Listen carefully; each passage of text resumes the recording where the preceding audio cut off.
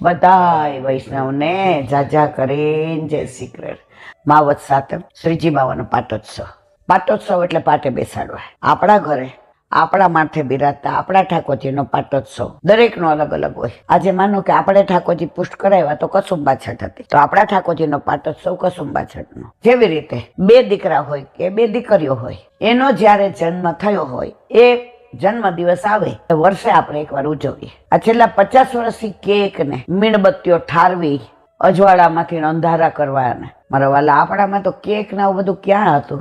આપણે તો બધા અમે તો રાજના ખાસા ખવાસ, અમે રબડી થકી નવ રેજીએ, અમે સાચા ઘીના ખવાયા. આપણા સનાતન ધર્મમાં અને ખાસ કરીને વૈષ્ણવમાં એટલી બધી સામગ્રી છે કે આપણે કેકની જરૂર જ નથી. આપણે તો લગ્નમાં 5 જમણ હોય કે પેલાના જમાનામાં મારી બા કહેતી અઠવાડિયું 10 દી ધ્યાન ન રોકે ને તો બધા એમ કે આને